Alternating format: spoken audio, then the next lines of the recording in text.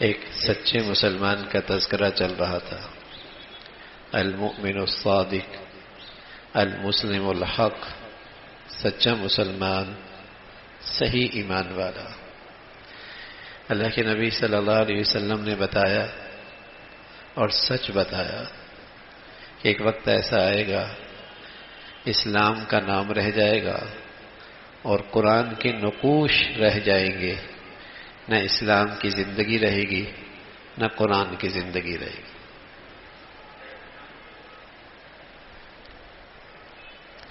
اللہ کے نبی صلی اللہ علیہ وسلم نے جو بتایا وہ سچ بتایا.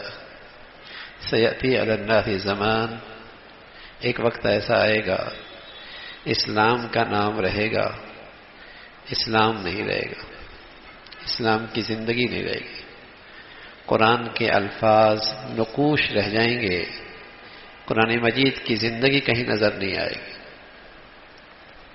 حضرات صحابہ رضوان اللہ علیہم اجمعین جب کسی سے پوچھتے کہ قرآن کیا ہے تو وہ کسی بھی مسلمان کی طرف اشارہ کر دیتے، قرآن دیکھنا ہے تو اس کو دیکھ لو، یہ چلتا پھرتا اس کی زندگی قرآن ہے. قرآن کی تفسیر اس کی صبح شام رات دن کی زندگی ہے. حضرت عائشہ رضی اللہ تعالی عنہ آپ سے پوچھا گیا حضور علیہ الصلوۃ والسلام کے اخلاق، فرمایا قرآن میرے نبی کے اخلاق.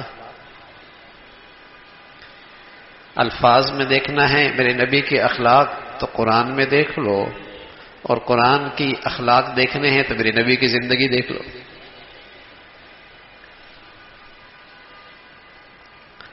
چند نابینے تھے، نابینے، ان کا کبھی ہاتھی سے واسطہ نہیں پڑا تھا. نابینے جو تھے پہلی مرتبہ ہاتھی ہاتھ میں آ گئی. اب انہوں نے ہاتھی کا سراپا معلوم کرنا چاہا. ایک نے ہاتھ رکھا تو اس کے سونڈ پہ ہاتھ پڑا، دوسرے نے اس کے بازو پہ، تیسرے نے اس کی ٹانگ پہ. جس کا جہاں ہاتھ لگا، کسی نے پوچھا ہاتھی کیسا تھا، ایک کہنے لگا ربڑ کی طرح تھا. اس نے اس سونڈ کو پورا ہاتھی، سراپا ہاتھی سمجھ لیا. نبینے جو تھے جہاں ہاتھ پڑا وہی. کسی نے کہا ایک سیدھی سی چیز تھی، کسی نے دم پہ ہاتھ رکھا، اس نے کہا یہی ہاتھی تھا. تو میرے عزیزوں، مسلمان جب اسلام کے بارے میں نابینے ہو گئے کہ نہ تو اسلام کا صحیح علم ان کے پاس آیا، نہیں انہوں نے اپنے گھروں اور اپنے آباء و اجداد کی زندگی میں صحیح اسلام دیکھا، تو جس کے ہاتھ میں جتنا اسلام آیا اور دیکھا اسے سمجھا سارا اسلام یہی ہے. نبی نے جو ہے نہ تو اسلام کو عملی طور پہ صحیح کہیں دیکھا اور نہیں کہیں اسلام سیکھا. اب جتنا ہاتھ آ گیا اس نے دیکھا کہ صرف ابا عید کی نماز پڑھتے ہیں، اس نے سمجھا اسلام اسی کا نام ہے. کسی نے دیکھا ابا صرف جمعہ پڑھتے ہیں، اس نے سمجھا اسلام اسی کا نام ہے. کسی نے سمجھا پیدائش کے وقت کچھ رسم و رواج اسلام کی ہو جاتی ہیں، جب مرتے ہیں تو جنازہ، اس نے کہا اسلام اسی کا نام ہے. کسی نے کہا روزہ آتا ہے رمضان تو روزے رکھتے ہیں، حج کا موسم آتا ہے تو حج پہ چلے جاتے ہیں، کچھ نماز، اسلام اسی کا نام ہے. جس نے جس کے ہاتھ میں جتنا آیا اسی نے اسی کو سراپا اسلام سمجھ لیا اور مطمئن ہو گئے. مطمئن ہو گئے. ہر شخص جتنا اس کے ہاتھ میں مطمئن ہے کہ بہت اچھا مسلمان ہے. جمعے والا بھی مطمئن ہے، عید والا بھی مطمئن ہے، اور جس کا سارا دین صرف عبادت تک ہے، نماز روزہ زکوٰۃ، بس وہ بھی مطمئن ہے اپنے اسلام سے. صحابہ رضوان اللہ علیہ مجمعین، ان کے سامنے اسلام کی صحیح تصویر تھی، اور وہ کون تھے؟ محمد رسول اللہ. جب آپ کی زندگی ان کے سامنے تھی اور اسلام کے اس سانچے میں اپنے آپ کو جب ڈھالتے تو رویا کرتے تھے اور کہا کرتے تھے نافق حنظلہ، نافق حنظلہ، حنظلہ تو منافق ہو گیا. رویا کرتے تھے، کیونکہ ان کے سامنے اسلام کا صحیح سانچہ تھا، اور اس میں ذرا بھی اپنے اندر کمی پاتے تو کہتے ہیں نافق حنظلہ، نافق حنظلہ، حنظلہ تو منافق ہو گئے۔ حضرت عمر رضی اللہ تعالیٰ عنہ حضرت حذیفہ سے کہنے لگے جب اللہ کے نبی دنیا سے تشریف لے گئے، حذیفہ میں یہ آپ سے نہیں کہتا کہ اللہ کے نبی نے تجھے مدینہ کے کن منافقین کے نام بتائے ہیں، بس صرف یہ پوچھنا چاہتا ہوں ان میں میرا نام تو نہیں ہے۔ اللہ اکبر، اللہ۔ حضرت عمر وہ ہیں رضی اللہ تعالیٰ عنہ، حضور فرمایا کرتے تھے اگر میرے پاس میرے بعد بھی اگر نبوت کی تقسیم جاری رہتی تو عمر نبی ہوتے، عمر نبی ہوتے رضی اللہ تعالیٰ عنہ۔ ان کے سامنے سراپا اسلام تھا نا، دیکھا تھا انہوں نے اسلام، اسلام اس کا نام ہے۔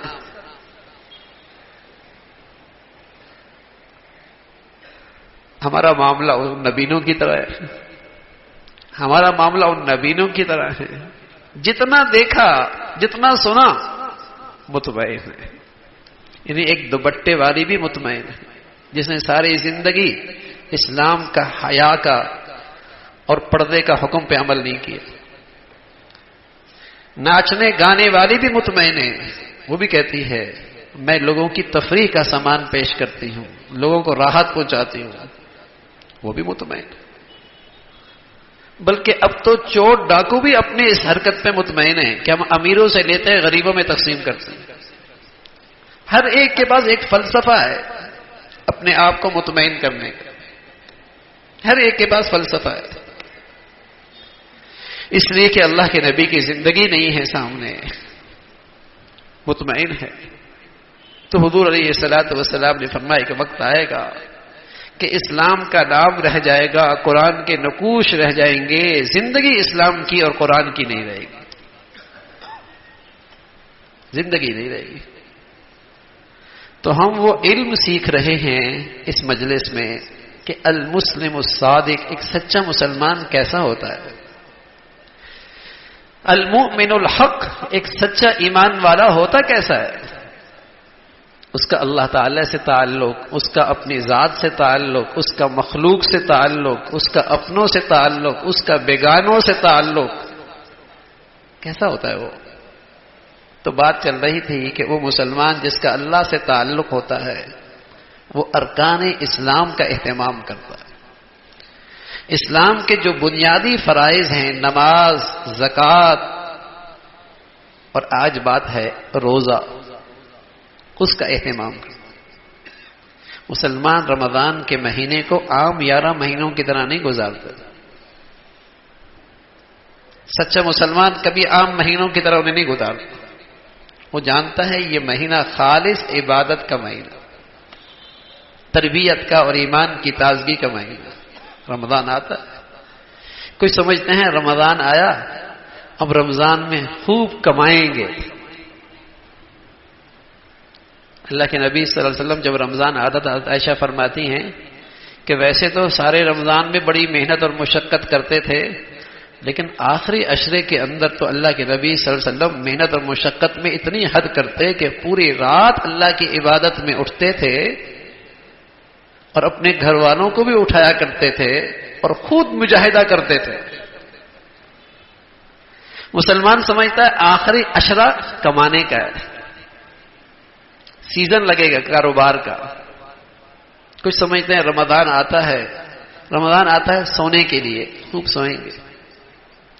کچھ سمجھتے ہیں رمضان آیا مانگنے کے لیے، خوب مانگیں گے۔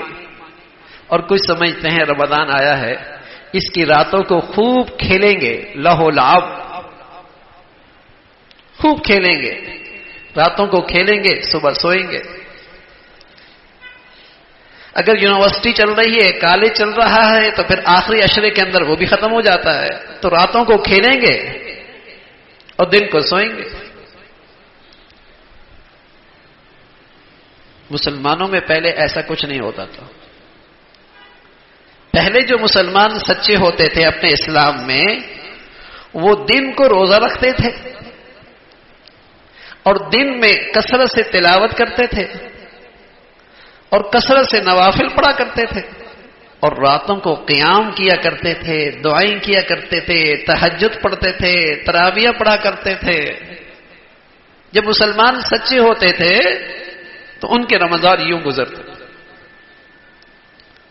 عبادت کا مہینہ گزرتا تھا، ایک ماحول ہوتا تھا، مردوں میں، عورتوں میں، گھروں میں، مساجد میں رمضان ہے۔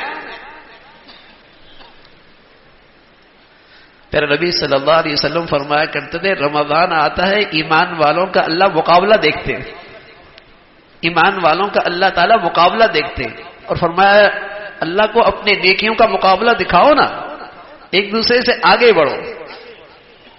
تو بزرگوں نے لکھا کہ مسلمان کی عورتوں میں بھی مقابلہ ہوا کرتا تھا، میں نے اتنے سپارے پڑھ لیے، میں نے اتنی تلاوت کر لی، میرے اتنے قرآن الحمدللہ ختم ہو گئے۔ رمضان میں نیکیوں میں مقابلہ، اس لیے کہ آپ علیہ الصلوۃ والسلام نے فرمایا کہ یہ تنافس اور یہ مقابلہ اللہ رمضان میں مسلمانوں میں دیکھتے ہیں اور فرشتوں پہ فخر کرتے ہیں، دیکھو میرے بندے کیسے نیکیوں میں مقابلہ کر رہے ہیں، دیکھو کیسے میرے بندے نیکیوں میں مقابلہ کر رہے ہیں، ایک دوسرے سے سبقت لے کے جا رہے ہیں۔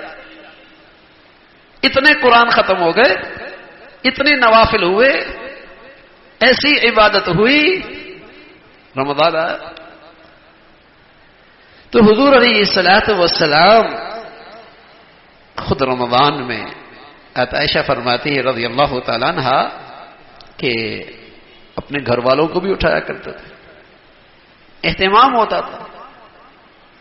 تو سچا مسلمان بھی اپنی نبی کی سچی پیروی کیا کرتا تھا نا بھائی،